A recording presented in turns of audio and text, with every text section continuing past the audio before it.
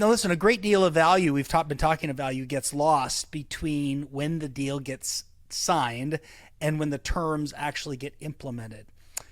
How do you ensure that the implementation actually captures the value that was created? The key thing is to make that agreement when you're at the table around how are things going to be implemented, who's responsible for what aspects of the deal, what KPIs are going to be used to measure, and what will be the situation that triggers a renegotiation. I've seen this happen a lot in business where you settle on a price increase for a particular product because commodities have moved, and you've got a deal, you've secured the volume, it's supposed to be a 3-year arrangement, and then commodities move through the roof and people are back at the table renegotiating, and they're getting really gnarly and upset with each other because we gave you a 5% increase only 12 months ago and this is a 3-year deal and you've come back to us again for more. It's because we're not doing the same thing that we should be doing prior to the negotiation, is to think about what's the next step in advance of the next step happening. So under what conditions would we come back to the table? Under what conditions would this partnership need to dissolve?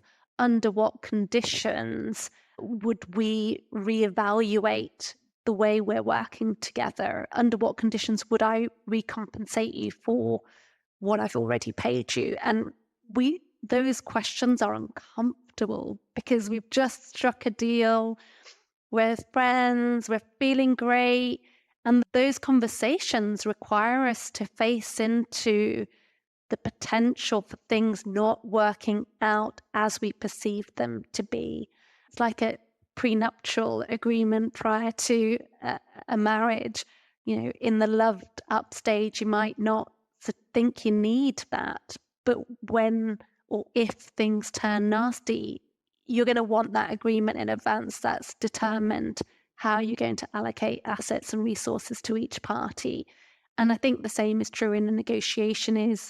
It's a mature way of looking at agreements, is to say we can convince ourselves the world is all rosy and everything's going to be fine, but we're actually going to be doing ourselves a disservice if we don't maturely acknowledge the potential for things going an alternative path to what we both want. And if we can identify the worst case scenarios, we'll have been better equipped to determine what needs to happen next.